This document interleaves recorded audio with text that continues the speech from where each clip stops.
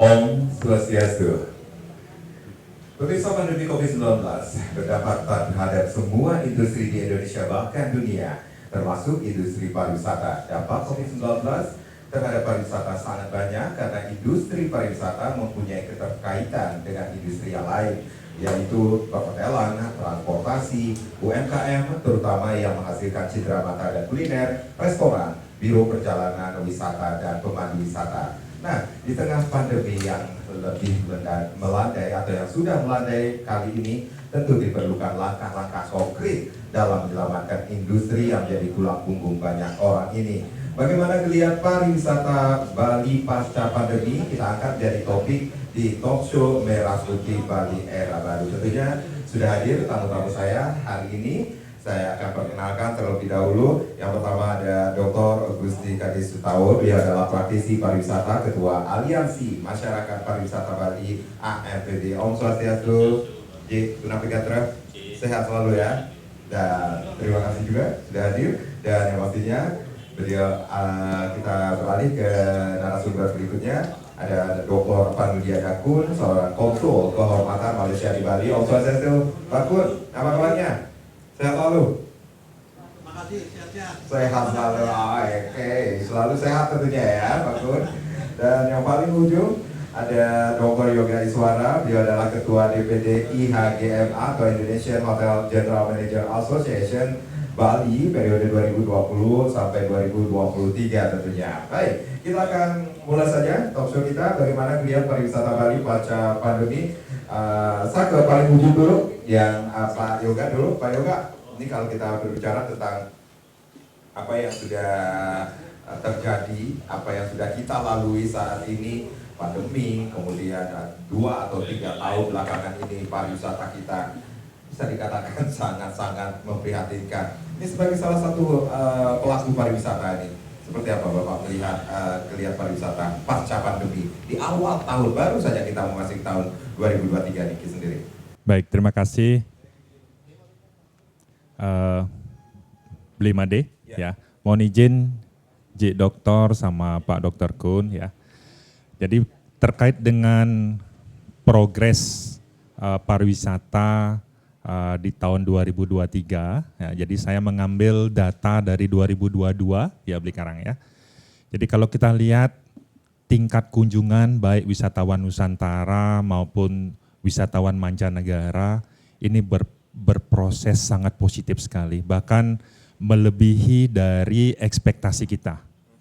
Jadi jumlah wisatawan Nusantara di tahun 2022 itu mencapai hampir 8,2 juta per tahun. Ya, sedangkan wisatawan mancanegara itu kedatangan di 2022 secara keseluruhan itu hampir di 2,1 juta.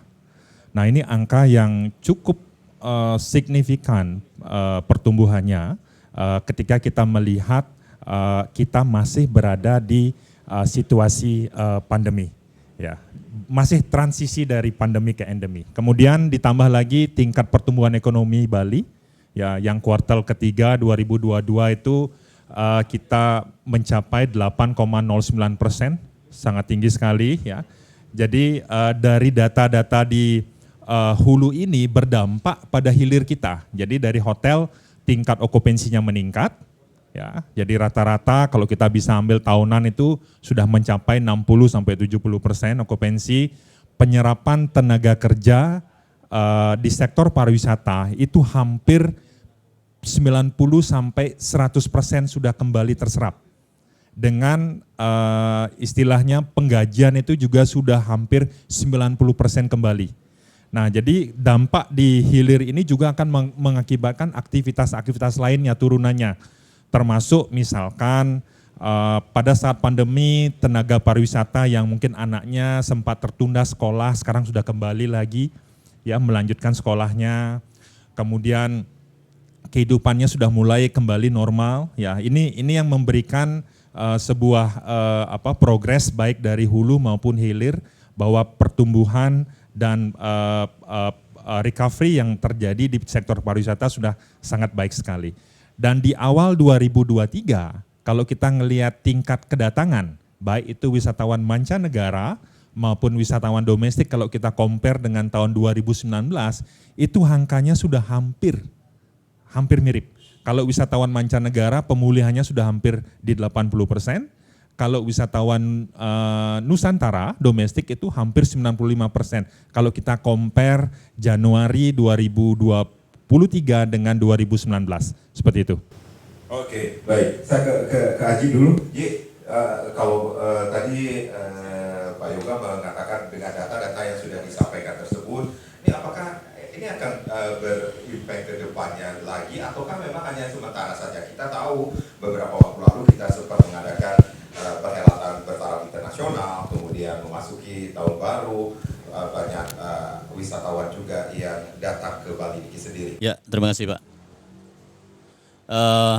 Saya mungkin menambahkan saja apa yang sudah disampaikan oleh Pak Dr. Yoga, bahwa kita di Bali komponen pariwisata ini sangat optimistik ya dengan kondisi yang ada sekarang ya. Apalagi kemarin yang menjadi permasalahan kita lambatnya turis Cina datang, tapi sekarang kan sudah mulai. Ya, sudah disambut oleh Pak Gubernur dan Pak Wakil Gubernur waktu-waktu ini. Dan yang terpenting pula kami menyampaikan bahwa kita komponen pariwisata Bali juga memberikan apresiasi kepada pemerintah, karena pada saat pandemi banyak hal dilakukan untuk prospek pariwisata ke depan lebih baik ya. Banyak infrastruktur yang sudah dibangun, banyak proyek-proyek tempat-tempat wisata baru yang nanti juga akan menjadi objek yang bisa untuk attract turis asing bisa lebih banyak datang ke Indonesia. Di contoh kayak Turia pada Tower kan 2023 Agustus ini selesai ya, shortcut. Dan pasar Singaraja juga itu membantu bagaimana turis bisa ke Lovina lebih cepat ke Bali Utara ya. Demikian juga nanti rencana tol, rencana rumah sakit internasional ya, itu segitiga emas harbor segitiga emas, itu juga marine hub yang di Pelindo ya, itu kan juga bisa untuk cruise gitu ya. Dan mudah-mudahan juga nanti proyek di Pulau Serangan itu akan ada 2 kampus internasional segera dibangun. Nah, ini kan hal-hal yang sangat prospektif untuk keberlanjutan pariwisata Bali, tidak hanya stagnan pada destinasi atau objek-objek yang ada. Nah, ini perlu kita apresiasi. Jadi sinergi antara swasta dan pemerintah saat pandemi maupun setelah pandemi ini sangat baik. Kita menyambut baik dengan wisatawan Cina yang sudah mulai datang, karena wisatawan Cina dan Australia ini kan yang leading sebelum COVID. Ya, Australia dulu baru Cina, kadang juga Cinanya lebih banyak gitu. Karena bagaimanapun Cina ini adalah pasar potensial karena penduduknya di atas 1 miliar ya. Itu bisa dibayangkan. Nah, kalau itu balik, saya rasa pariwisata Bali akan lebih cepat pulih gitu. Walaupun di tengah-tengah krisis moneter dunia ya, krisis ekonomi, tapi Bali kita syukuri masih menjadi the best tourist destination di dunia ya. Walaupun saat Covid pun masih destinasi pariwisata terbaik ya. Ya. Mungkin demikian tambahan dari saya. Terima kasih. Oke, baik.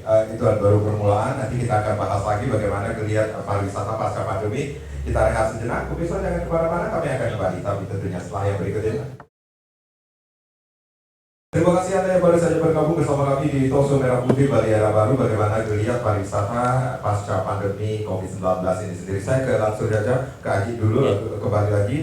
Begitu optimisnya para pelaku industri pariwisata, kita mengetahui juga bahwa ada hal yang perlu kita garis bawahi, bahwa berdasarkan International Tourism Leader Summit menyimpulkan 2022 menyimpulkan bahwa saat ini pariwisata sudah tidak lagi relevan digaungkan sebagai the leading sector. Itu yang saya baca. Kemudian pariwisata sudah saatnya bertransformasi menjadi the transsector, bersinergi, berkolaborasi yang seiring sejalan dengan sektor lainnya dalam menciptakan benefit yang berkelanjutan. Itu kan yang bisa kita lakukan saat ini. Ya, saya rasa pemerintah kan sudah launching ekonomi Kerti Bali ya, di mana pariwisata itu adalah salah satu sektor yang memang menjadi sektor unggulan, selain tentu yang sektor-sektor lain seperti pertanian, perikanan dan lain-lain selaku sektor yang selama ini belum maju, itu disinergikan dengan pariwisata. Yang paling tepat artinya adalah sinergi antara pariwisata dengan yang lain ya, pertanian, perikanan dan lain sebagainya. Ya, pemerintah juga sudah terus-menerus membuat berda-bergub ya. Saya lihat, saya amati ya selaku praktisi dan pelaku pariwisata tentu mengapresiasi ini ya, seperti Bali akan menjadi pulau organik, bagaimana buah lokal bisa diserap di hotel-hotel ya, terus hasil-hasil pertanian, hasil-hasil produk Bali seperti telur dan lain sebagainya, garam dan lain sebagainya itu sudah mulai ya, minuman fermentasi seperti arak itu sudah dipakai koktail ya, itu ya. Kita juga akan memperingati hari Iya. tanggal 29 Januari ini. Iya, demikian ya. Kalau kami pariwisata kan perspektifnya adalah bahwa kita apresiasi arak ini sudah go internasional lah ya, dan sudah legal ya. Dan Pak Gubernur sudah melakukan banyak hal, promosi di luar negeri maupun dalam negeri, serta melegalkan arak ini sehingga tidak dikejar-kejar polisi, karena kalau tidak salah itu pekerja arak yang berkaitan dengan arak itu jumlahnya di Bali cukup besar, mungkin lebih dari 20.000 ya. Itu saya rasa ini baik ya, kalau mungkin Korea punya soju, Jepang punya sake, Bali punya arak, saya rasa ini bagus gitu ya. Nah ini kan perlu dukungan masyarakat juga, bahwa ya tentu kita jangan mabuk kan gitu, itu yang perlu diingatkan ya. Ya jadi kalaupun kita mau mencoba arak ya secukupnya kan gitu, penghangat badan ya saya rasa oke. Tapi ini karena lebih banyak sebetulnya dipromosikannya untuk turis asing, untuk koktail ya. Ya, karena turis asing kalau ke sini ya jangan kalah bersaing, karena Jepang punya sake, Korea punya soju kan gitu. Ya Bali punya arak ya kan. Saya rasa bagus itu, positif lah perspektifnya. Baik. Saya ke Pak Kun. Pak Kun, selaku praktisi pariwisata sekaligus konsul kehormatan Malaysia di Bali itu sendiri. Ini kita baru memasuki, seperti kata Pak Yoga itu sendiri, masa transisi dalam menyelamatkan industri pariwisata COVID-19 ini sendiri. Berarti ada strategi yang harus harus dilakukan, baik itu strategi jangka pendek, menengah dan jangka panjang, Pak Kun. Om Swastiastu. Jadi terima kasih Pak. Jadi itu kan sebetulnya ini kan ada dua strategi. Orang swasta strateginya ada, pemerintah ada strategi. Jadi harus kita pilah-pilah. Kalau yang bisnis itu jelas strateginya jelas, strategi jangka pendek, jangka menengah, jangka panjang. Pemerintah juga begitu sebetulnya kan, ada strategi jangka pendek, jangka menengah, jangka panjang. Sebetulnya pariwisata kita ini udah, Bali ini ya the best untuk seluruh Indonesia, bahwa Bali itulah ikonnya pariwisata Indonesia itu Bali. Dari tahun 2019 kita katakan per hari itu overseas sama domestik udah hampir 30.000 turis. Nah, sekarang ini udah 13.000 Pak. Jadi karena pariwisata ini kalau ini maju, yang lain yang ikuti Pak. Termasuk industri arak tadi, industri garment, keramik, handicraft, termasuk ekspor Bali. Karena akan banyak penerbangan. Makanya ini dibantu tahun lalu mulai Maret. Tuh Singapura Airlines yang paling awal pesawat datang ya Pak. Walaupun mahal ya, itu langsung meningkatkan ekspor. Karena dulu kan susah sekali, pesawat nggak ada, ini tidak ada. Karena ini kan masalah penerbangan. Walaupun sekarang mahal tapi udah lumayan lah. Orang lama nggak berlibur, orang akan berlibur begitu. Jadi ini saya optimis dari awal memang. Kalau pariwisata ini memang harus dianukan dulu. Nomor satunya itu, jangan dibalik. Ya, yang lainnya ngikuti nanti. Pertanian, perkebunan, kehutanan, ekspor ini dan itu. Ya, saya optimis. Nah, cuman kita pemerintah jangka panjangnya itu memperbaiki infrastruktur. Kemacetan harus bagaimana diurai supaya nggak macet lagi. Orang mau ke Tanah Lot misalnya, kalau bisa seperti dulu 1 jam nyampe, itu kan hanya 40 kilo ya.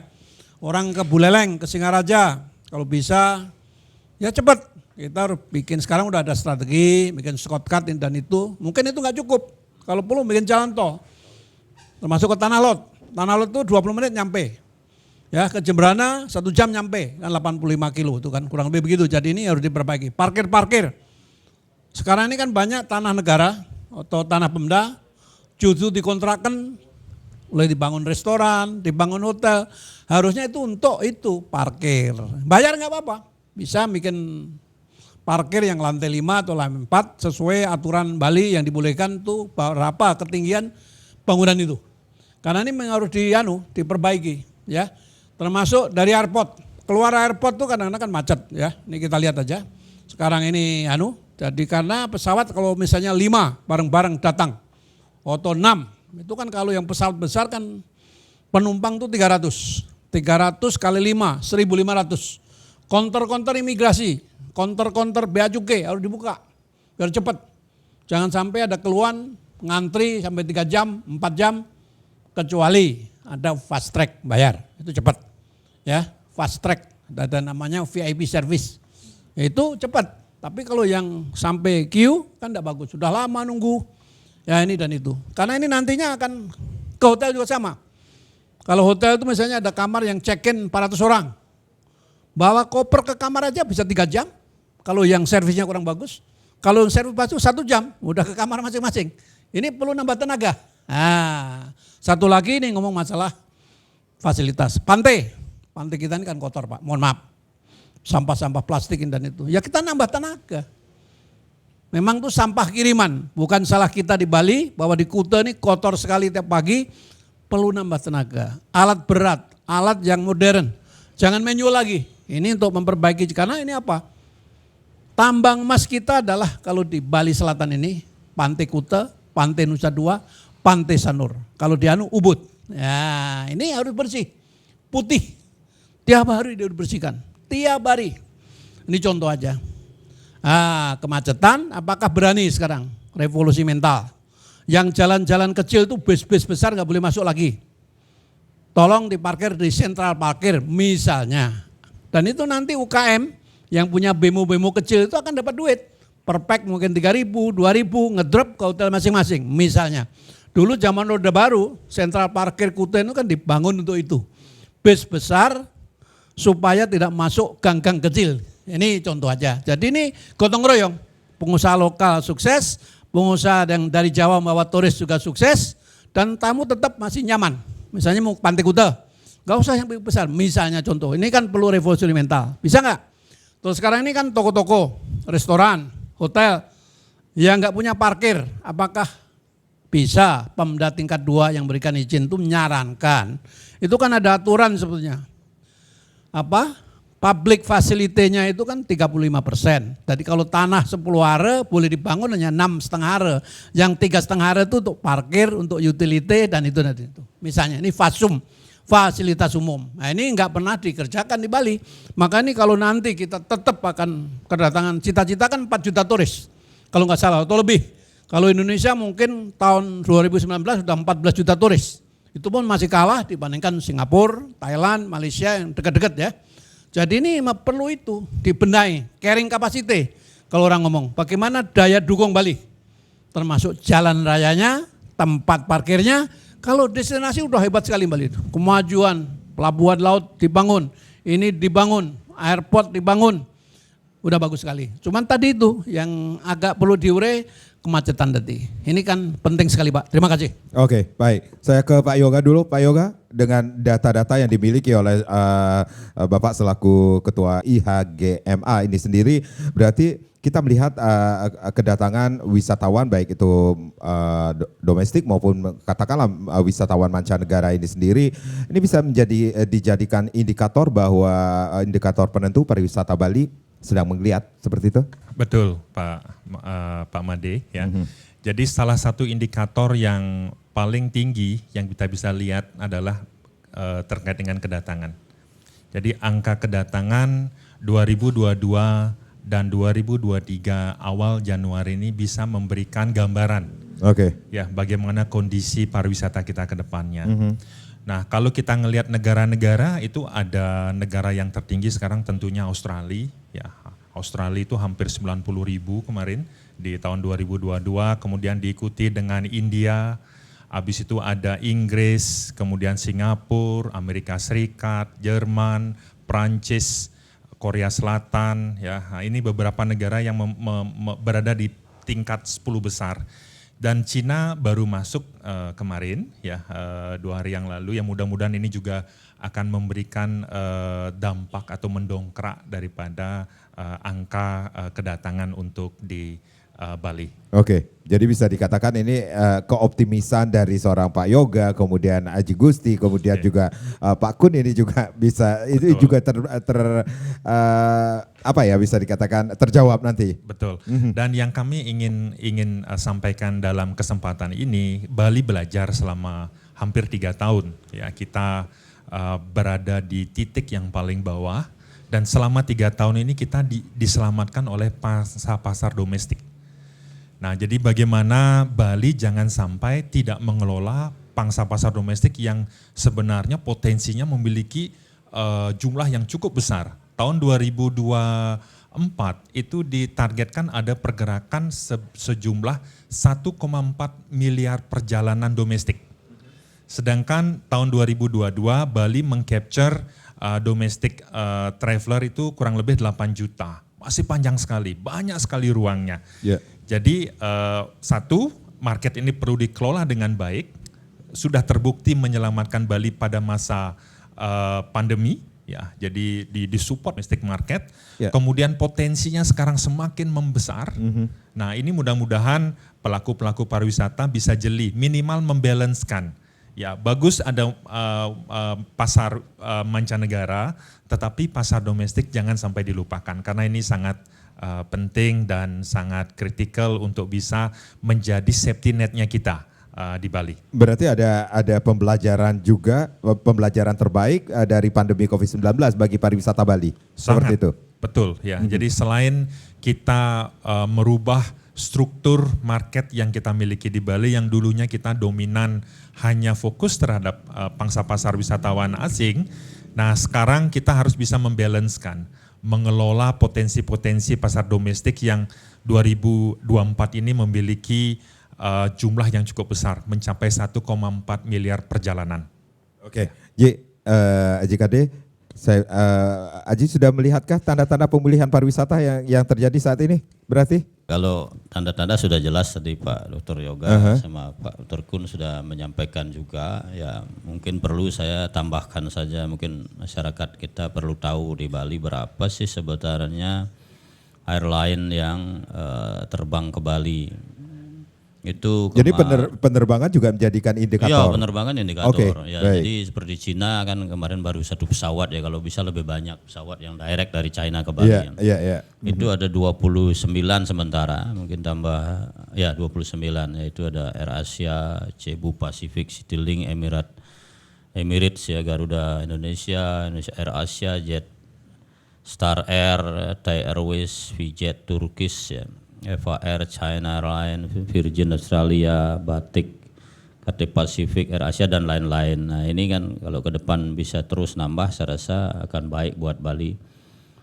Yang kedua, tadi sudah disampaikan juga okupansi hotel sekarang kan kalau sudah Pak Yoga bilang 60, 70 itu sudah bagus karena sebelum, ya tentu ini tidak semua hotel ya, tentu ada juga hotel yang ditutup bahkan dijual juga ada. Ya kan, artinya secara umum nih ya, kalau regional occupancy sebetulnya sebelum COVID itu sekitar 60-an% itu. Ya, itu artinya memang Bali masih oversupply. Saya sepakat dengan Pak Dr. Kun bahwa carrying capacity Bali baik akomodasi dan lain-lain ya perlu kita perhatikan nanti selain master plan pembangunan pariwisata Bali di mana zonasi-zonasi untuk industri, zonasi untuk pariwisata, pertanian itu harus jelas ke depannya sehingga bisa terjadi balance gitu pariwisata ini tidak hanya numplak di Bali Selatan. Saya sepakat kalau mungkin solusinya selain airport Bali Utara ya ada tol keliling Bali ya sehingga mempercepat turis bisa ke tempat-tempat wisata selain Bali Selatan. Nah, keoptimisan saya juga saya melihat sekarang ini banyak sekali pelaku-pelaku pariwisata ini yang sudah istilahnya menjadi entrepreneurs di lapangan ya. Ada yang buka restoran, ada yang macam-macam lah ya, buka desa wisata. Sekarang desa wisata menjamur Pak, karena sekarang turis kan tidak hanya mau tinggal di hotel terbesar saja, tapi juga ke desa-desa ya. Bapak bisa cek itu desa wisata itu di atas 100-an sekarang, itu menjamur, itu artinya kan sudah bergairah itu. Kalau tidak bergairah ngapain begitu. Nah seperti Jembrana contoh ya kan, dulu kan lama tertinggal nggak ada pariwisata, tapi sebentar lagi Paramount masuk di situ.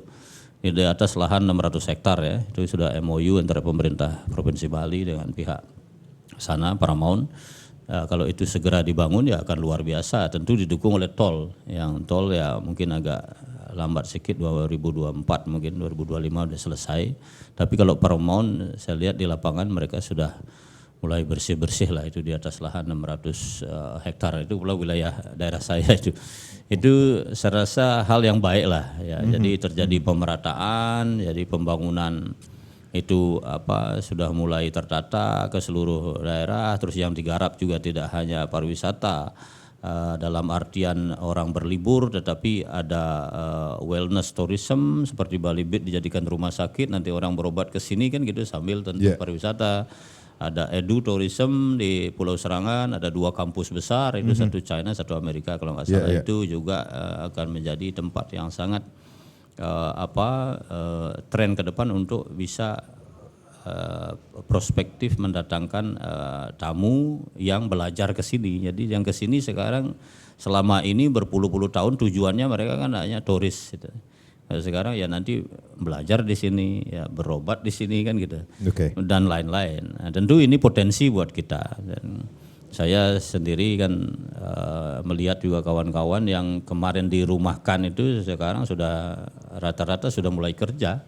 Ya, hotel-hotel itu sudah memperkerjakan pegawainya hampir 100%. Ini saya rasa situasi yang baik lah. Baik, ya. baik. Ada tanda-tanda pemulihan pariwisata yang terjadi di Bali. Kita rehat kembali, pemirsa jangan kemana-mana, kami akan kembali saat lagi.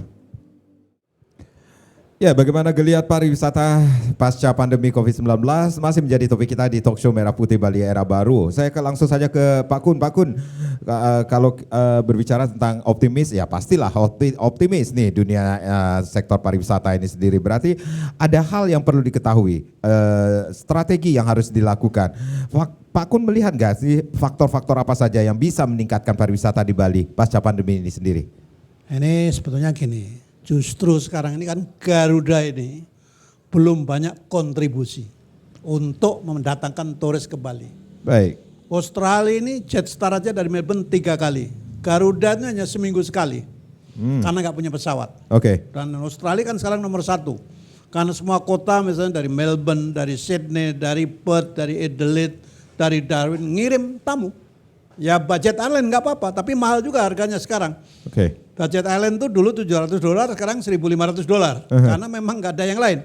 Garuda karena kekurangan pesawat. Sebetulnya ini flight carrier kita ini strateginya untuk negara itu harus jemput bola ke Tokyo kayak ke Beijing kayak apalagi turis Cina udah datang kan. Ini kan pesawatnya mereka yang datang. Jadi kan? berbicara tentang flight ya, kita harus jemput bola seperti itu. Harus jemput bola memang kalau kita karena Bali ini sudah sekarang baru 29 flight ya, baru 29.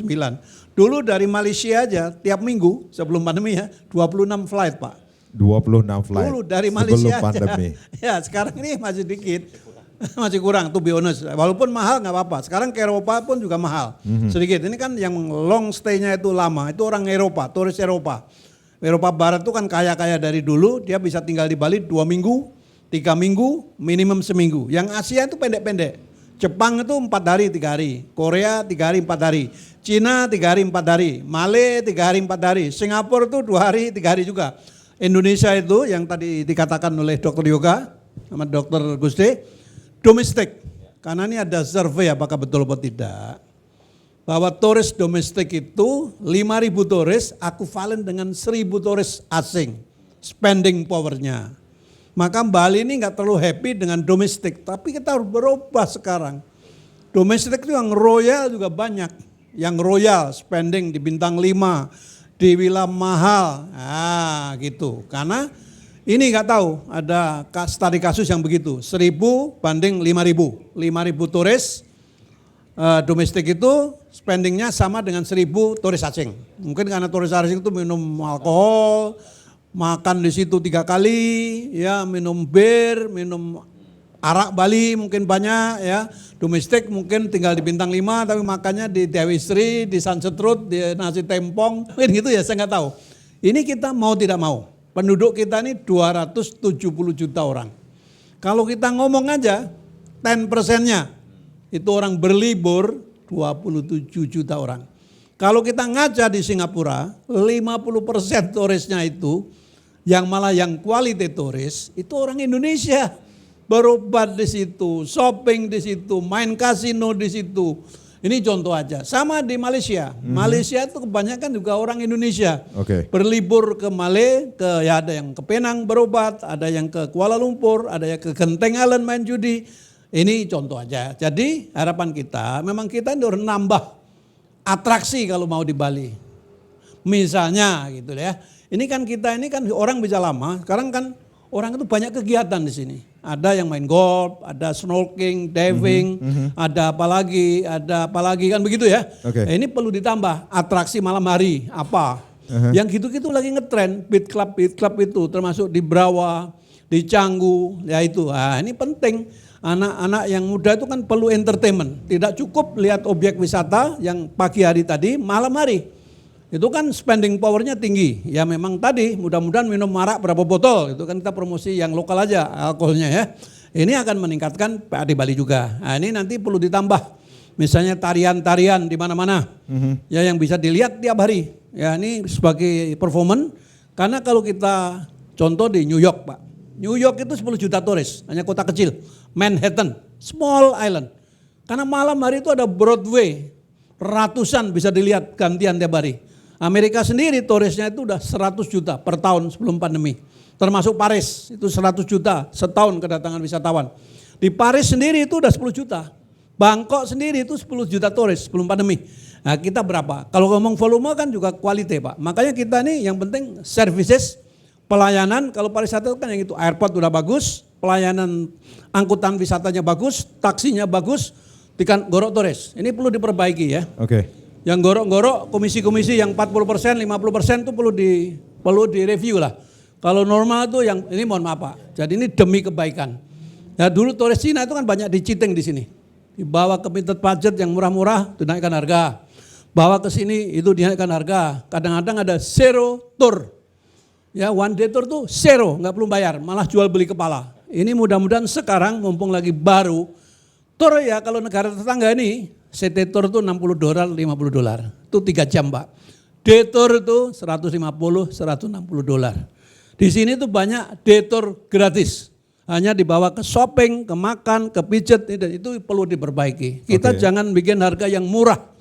Murah in the end no quality service. Mendingan dapat duit semua. Travel agentnya dapat duit, guide-nya dapat duit, hotelnya dapat duit, restorannya dapat duit, warung-warung oleh-oleh dapat duit. Ini yang penting Pak. Kualitas, service, pelayanan perlu diperbaiki. Oke, berarti kita berbicara tentang kualitas di sini dan juga SDM-nya. Ya. Kesana Pak. Jadi kalau itu ini kan ada yang ngatur Pak. Jadi regulator itu kan pemerintah. Ya kan dinas pariwisata ada di situ. Yang monitoring ada asosiasi. Misalnya tour and travel ada asosiasinya Asita. Yang hari ini lagi rakerda.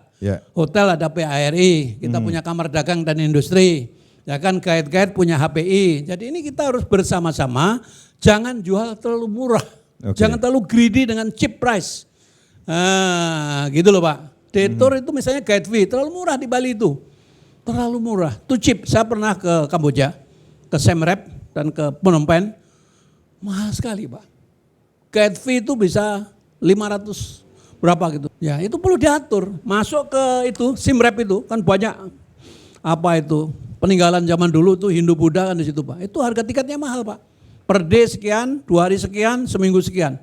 Itu kita melihat budaya dijual mahal. Pemerintah yang jual tiket itu. Jadi mau 1 hari mungkin $30, mau 2 hari $60. Ini perlu diperhatikan. Tiket masuk ke objek wisata. Kalau perlu dibedain. Turis asing berapa? Ya harus paling tidak 2 kali. Lokal 3.000, turis asing 10.000. Atau 5 kali. Ini contoh di Borobudur sudah dikerjakan dari dulu. Tapi jangan yang gila kemarin kayak kamu masuk masuk Labuan Bajo atau masuk Komodo mau berapa 3,7 juta. Itu expensive. Ya kita kalau yang normal tuh ya kalau lokal itu bayar 1.000, turisnya mungkin 5.000. Enggak apa-apa, saya rasa. Maka di situ ada tiketing yang bagus, ada WC yang bersih, kan turis perlu itu juga kan. Ini kualitas. Jadi kita ini positif ke depan, tapi itu perbagi itu tadi. Transportasinya bagaimana? Supaya enggak cheating, fake price. Di airport tuh kalau perlu ada counter banyak. Kalau taksinya 20 merek ya, 20 counter. Udah harga fake price, syukur pakai argo semua. Kalau lihat yang itu Singapura the best. Tinggal milih turis itu, mau taksi, mau pakai kereta, mau pakai bus, mau pakai limosin, atau grup udah dijemput. Ini Bali ini masih semrawut Pak di situ. Kenapa nggak bisa ngatur Gubernur Bali? Ini contoh, otoritas bandara itu kan ngatur sendiri. Baru datang ngantri di situ. Calo-calo banyak, nawari taksi, nawari ini. Ini perlu ditertibkan. Kalau saya ini untuk itu perlu yang akan datang. Oke. Biar komplain-komplain itu sedikit. Karena kalau tamu mau komplain itu ngadunya kemana? Orang di Citeng di situ, ngadunya di mana?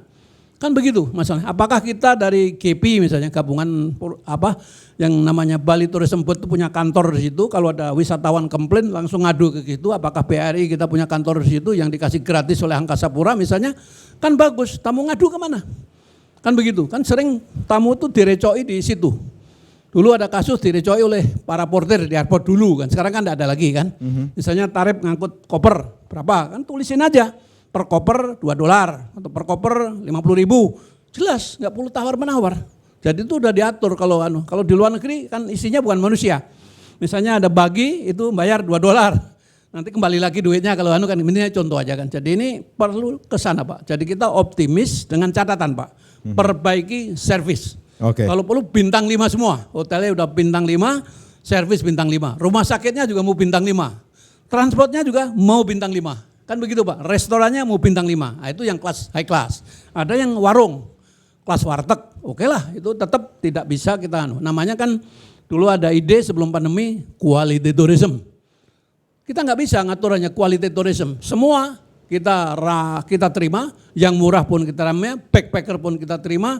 Ini kan udah dari dulu ada. Misalnya di Kuta ini ya yang kelas-kelas 300.000, 200.000. Kalau orang Australia itu bayar kamar 300.000, minum birnya mungkin 1 juta gitu, kira-kira gitu. Bedanya ke sana. Terima kasih. Oke, tambahkan sedikit Aji, kita juga seperti kata Pak Kun ini sendiri, SDM-nya, kualitasnya yang harus kita perbaiki di sini. Nah, kita juga mengetahui ini Bali juga terkenal dengan pariwisata dengan pariwisata MICE-nya sendiri. Ini juga berpengaruhkah terhadap kedepannya Niki pasca pandemi Niki sendiri setelah kita sukses menyelenggarakan KTT G20 Niki sendiri? Ya, sebelum ke MICE mungkin saya tambahkan bahwa pemerintah Provinsi Bali setelah membuat, saya sendiri termasuk dalam tim juga beberapa perda pergub tentang standar penyelenggaraan pariwisata Bali. Tadi yang bicara oleh Pak Kun. Dr. Kun itu sudah ada sebetulnya, tinggal sosialisasi saja. Seperti komisi itu sudah dibatasi maksimal 15%. Kalau dulu kan orang masuk ke arsop bisa 50%, kan kasihan itu. Dan lain-lain ya, seperti apa pakaian supir di airport, bagaimana pelayanan sampai di hotel itu sebetulnya sudah ada. Oke. Karena Bali ini kita visinya adalah menuju pariwisata berkualitas, berkelanjutan dan bermartabat. Ya, itu kan. Pemerintah juga sepakat itu. Nah, selanjutnya mengenai MICE. MICE itu adalah segmen pasar yang memang sangat luar biasa di Bali. Survei mengatakan semakin tahun semakin meningkat karena event-event internasional. Bahkan di 2024 ini akan ada konferensi air dunia di Bali. Yeah. Itu informasi terakhir itu dia perlu kamar aja 17.000 itu. Kamar, Yeah. ya bayangkan itu besar sekali. Nah, G20 seperti kita sudah lihat juga kan banyak sekali ya, kegiatan dilakukan berkaitan dengan MICE. Namun yang perlu juga digarisbawahi bagaimana pengusaha-pengusaha MICE Bali ini ya menjadi tuan rumah di Bali gitu. Karena kebanyakan juga waktu G20 lah banyak sekali kayak mobil-mobil listrik itu kan disuplai dari luar Bali. Karena memang kita faktanya belum ada. Nah, itu ke depan juga perlu diperhatikan supaya kita menjadi tuan rumah di sini. Selenggarakannya di Bali tentu yang mendapatkan manfaat adalah pengusaha Bali itu sendiri. Nah, yang terpenting juga sebelum lupa saya menambahkan Pak Kun bahwa mengenai kemacetan di Canggu terutama itu saya rasa saya sudah sempat berbicara juga dengan beberapa pengambil keputusan supaya dicarikan solusi lah itu. Kita apresiasi kepada pemerintah kasus sampah yang sudah berpuluh-puluh tahun sekarang sudah selesai. Di Suwung itu nggak ada lagi Pak sampah karena sudah ada perda untuk sampah dikelolanya di hulu, masih dikembalikan ke masing-masing daerah. Tidak ada dikirim ke daerah lain berbasis desa ya. Nah, ini saya rasa hal baik yang sudah dilakukan. Jadi yang terpenting kata kuncinya sinergi antara pemerintah, swasta dan seluruh stakeholder itu untuk kemajuan pariwisata Bali itu harus dipertahankan yang sudah baik ya. Semenjak Covid ini saya lihat kita sudah jalan bersama. Nah, ini yang saya rasa perlu terus di-maintain supaya kuat gitu. Karena kalau pemerintah jalan sendiri, swasta jalan sendiri saya rasa nggak baik. Tapi yang ada ini sekarang sudah bersama-sama berjalan. Nah, ini perlu kita pertahankan. Tetap optimis ya, tetap positif. Saya rasa pariwisata Bali akan terus berkembang, terus maju di masa-masa yang akan datang. Terima kasih. Oke, baik. Kita rehat kembali pemirsa. Kami akan kembali tapi tentunya setelah yang berikut ini. Ya, bagaimana geliat pariwisata pasca pandemi COVID-19 masih menjadi topik kita di Talkshow Merah Putih Bali Era Baru. Saya ke Pak Yoga. Pak Yoga, tadi juga banyak juga kita sudah mendengar dari Pak Kun, kemudian Pak Aji Kade juga bahwa ini kita berbicara tentang quality tourism. Kemudian pemerintah terus menggaungkan terciptanya pariwisata Bali yang berkualitas. Lalu langkah apa yang sudah diambil dari IHGMA sendiri? Pertama-tama terkait dengan yang namanya quality tourism, yang terpenting adalah bagaimana kita memiliki pandangan konsep yang sama dengan quality tourism tersebut. Banyak orang yang mengkaitkan kualitas itu dengan harga. Ya, jadi kalau kualitas pasti harganya mahal. Memang tidak salah, tetapi bukan itu benang merahnya. Bicara masalah kualitas, ini lebih kepada bagaimana sebuah host, yaitu kita misalkan di Bali bisa memberikan sebuah produk, pelayanan, dan pengelolaan yang berkualitas. Sehingga menciptakan yang namanya guest satisfaction. Ini yang menjadi kunci daripada quality tourism. Dan dalam quality tourism juga, sekarang kita bisa extendkan, dia memiliki seminimal dampak terhadap lingkungan maupun yang namanya budaya.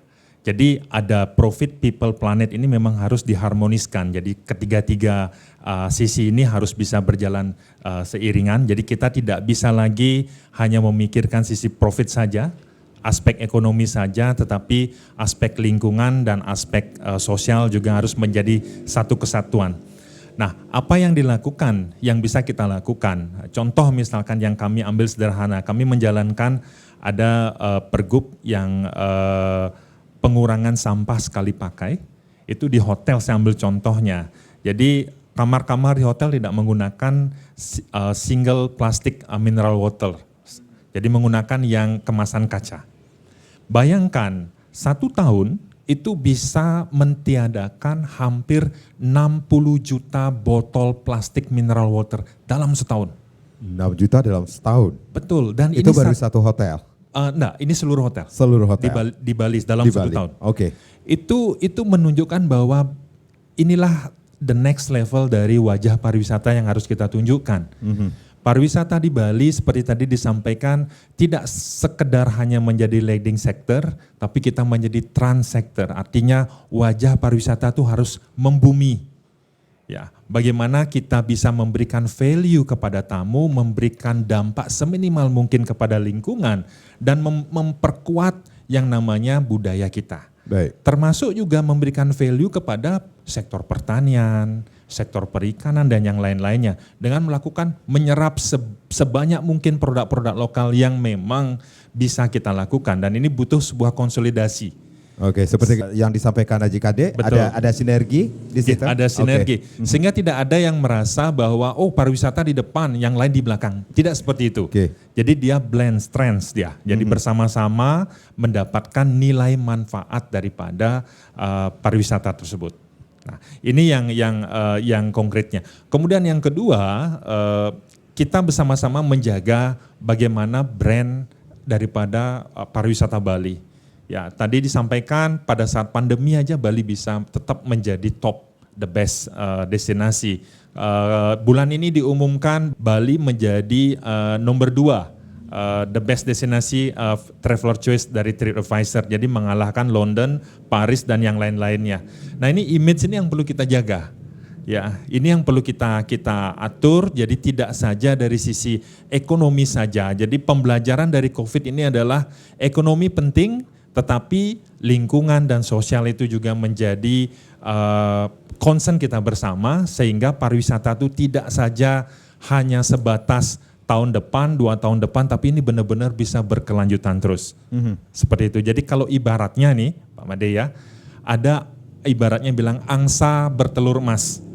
Jadi jangan sampai hanya telur emasnya saja yang diambil, angsanya kita lupa untuk merawatnya. Jadi mari bersama-sama jaga angsanya agar kita bisa mendapatkan telur-telur emas tersebut. Oke, dari IHGMA sendiri ini berarti melihat ini peran pemerintah Provinsi Bali dalam pertumbuhan pariwisata dengan penetapan kebijakan-kebijakan yang sudah dilakukan ini sangat mendukung, seperti itu. Sangat mendukung sekali. Ya. Kami melihat ada 3 aspek yang kami lihat ya. Jangka pendeknya itu bagaimana pemerintah Provinsi Bali menyiapkan sebuah modalitas untuk Bali bangkit. Mulai dari tatanan kehidupan era baru, program vaksin, open border, dan yang lain-lainnya. Kemudian jangka menengahnya tadi disampaikan oleh Pak Dr. Kun dan Pak Dr. Gusde, yaitu bahwa ada infrastruktur yang dibangun. Ya, itu infrastruktur mulai dari ada pelabuhan segitiga emas, jalan tol, shortcut, ya, kemudian ada ikon-ikon baru, ada pusat kebudayaan. Nah, kemudian yang jangka panjang ini yang paling penting. Dia kesannya sederhana sekali, yaitu adanya perubahan signifikan rejuvenasi ke budaya. Ini budaya ini direjuvenasi, mulai hal-hal yang kecil, aksara Bali, penggunaan pakaian adat, kemudian pemberdayaan produk lokal. Ini ada perubahan yang besar dari sisi DNA untuk bisa membuat konsep keberlanjutan yang semakin kuat untuk di Bali. Nah, jadi kalau kita bisa renungkan, perubahan ini lompatannya cukup besar sekali untuk kita. Jadi kami sangat mendukung sekali, mudah-mudahan kita bisa sama-sama secara kolektif budaya, rejuvenasi, angsanya. Jadi Balinya ini yang perlu dirawat, yang perlu kita jaga. Dan ini harus dilakukan secara kolektif bersama seluruh stakeholder. Jadi bukan hanya tugas pemerintah, tapi stakeholder, masyarakat, dan yang lainnya untuk bisa mewujudkan Bali yang berkelanjutan. Oke, Bali yang berkelanjutan. Pak Kun, Bali sedang recovery, kemudian kita mendengar juga ini 2023 ini digadang-gadang sebagai ancaman resesi global di depan mata ini. Bagaimana keoptimisan khususnya dari dinas dari industri pariwisata ini untuk bangkit kembali? Terima kasih. Jadi ini kan kalau kita mau berkelanjutan, pertama ini very simple ya. Bali jangan dijual murah. Bali jangan dijual murah. Karena kalau kita mau berkelanjutan, kita memang harus itu tadi, jangan dijual murah. Karena jaga lingkungan itu tidak gratis, ya toh. Jaga lingkungan supaya bersih, supaya tidak macet, dan tetap promosi. Industri kalau ini udah sering promosi. Ke Berlin hampir tiap tahun, ke London tiap tahun, ke Australia berkali-kali, ke Amerika berkali. Ini yang industri. Ya, yang pemerintah kan nepeng aja di situ. Okay. Karena pemerintah itu yang dipromosikan destinasi. Kalau yang swasta itu produknya, punya hotel promosi ke luar negeri, punya travel promosi luar negeri. Itu sudah dikerjakan oleh swasta walaupun pandemi. Jemput bola seperti itu. Ya begitu, karena ada bagaimanapun sekarang kan market yang sekarang yang trennya kan online. Tapi offline kalau you punya hotel 500 kamar, 700 kamar tetap dua-duanya harus dipegang. Offline-nya dipegang, online-nya dipegang. Sekarang kan yang main potong kompas cepat ini kan yang online itu kan paling awal kan 15 tahun yang lalu ya. Jadi ini tetap ya tadi yang disinggung masalah quality tourism itu bukan soal harga. Tapi memang ini penting untuk kita harus sepakat dulu antara Pemda, baik itu kabupaten kota maupun provinsi dengan pelaku pariwisata itu mengerti. Karena banyak pejabat juga nggak ngerti apa itu pariwisata, mohon maaf ya. Nggak ngerti itu tourism itu apa. Memang ini kan kalau di negara maju kan tourism itu kan industri tourism, hotel industri, restoran industri, tourism industri. Di sini kan jasa, services. Ya, services itu yang kayak apa? Kita ramah, budaya Bali sebagai filosofi kita, bagaimana menjaga tamu itu satisfaction mulai datang dan pulang. Ya jangan kadang udah enjoy di hotel, pas keluar tidak enjoy. Merasa digorok waktu shopping, merasa digorok waktu nyewa mobil. Nah ini yang perlu ditata bareng-bareng. Ini penting sekali. Kadang-kadang udah mau pulang, terakhir ada masalah, sepele aja. Tadi tawar-menawar dengan dari hotel ke airport. Jadi memorable yang bagus tadi di Bali seminggu hilang gara-gara di situ. Makanya semua itu nanti apapun harus dia patok dengan fake price. Kalau kita mau maju, ya fake price, jangan tawar-menawar. Makanya kalau urusan ngurus yang namanya bagaimana quality turis, ini kita nggak usah jauh-jauh, Singapura, mulai dari airportnya, ya check-innya, waktu imigrasinya, waktu biaya masuknya, waktu kita keluar langsung tinggal milih itu transport yang ada cepat sekali. Mau nukar uang, managing itu 1 menit selesai, wah misalnya gitu ya. Jadi ini total quality service harus diperbaiki. Ini mulai karena citranya tuh di situ, kedatangan pertama kali dan nanti mau pulang. Nah setelah itu di dalam itu tadi, jadi ini memang perlu di-educated. Maka kadang-kadang kalau perlu ya, Pemda dengan industri itu kita sering kumpul-kumpul. Kan banyak asosiasi sekarang kan, misalnya Pemda mau ketemu orang-orang travel, panggil aja ketua SITA dengan pengurusnya atau anggotanya, misalnya gitu. Mau ketemu pemilik hotel dengan PRI misalnya gitu. Mau ketemu pemilik destinasi wisata, itu kan ada asosiasinya Putri misalnya. Yang punya rafting, yang punya apa itu kebun binatang, yang punya taman safari. Apa kendala mereka? Ya misalnya gitu kan. Jadi saya mendukung yang akan datang itu tadi jangan dijual murah. Ini ada isu, ada profesor doktor dari Jepang bikin survei di Phuket aja nih. Phuket itu pulau kecil Pak, tapi revenue Phuket itu 2 kali daripada revenue di Pulau Bali. Oke teman-teman yang negatif thinking, oh karena rumah kaca, makanya revenue tinggi di sana, itu gitu kan. Oh turisnya banyak, oh ya kalau Thailand turis banyak karena ada itu tadi. Kalau si Singapura, oh ada kasino.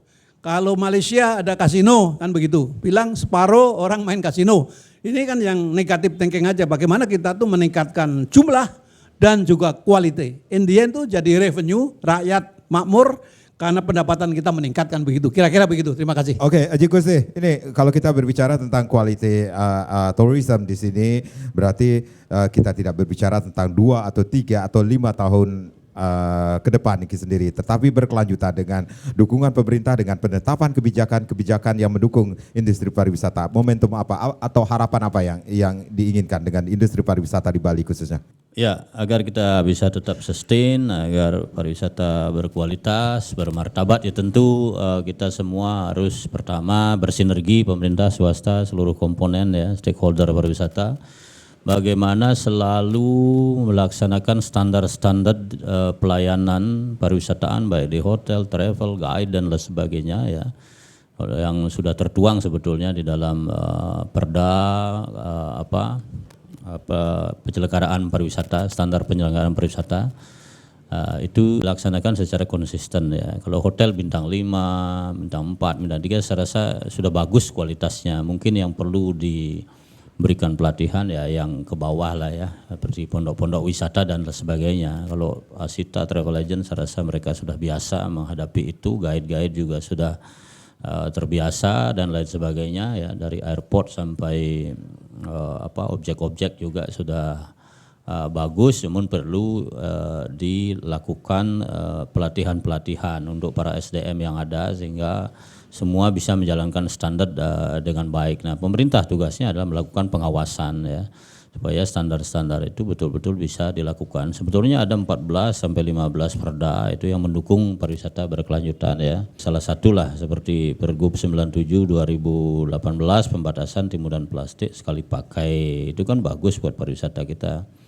Terus ada juga Hari Penggunaan Busana Adat Bali, standar penyelenggaraan pariwisata budaya Bali, pelaksanaan tata kelola pariwisata Bali, sistem pertanian organik, kontribusi wisatawan untuk pelindungan alam dan budaya Bali, pengelolaan sampah berbasis sumber, pelindungan danau, mata air, sungai dan laut. Nah ini kan perda-pergub yang sebenarnya sudah dibuat untuk mensupport, mendukung supaya pariwisata kita ini berkelanjutan.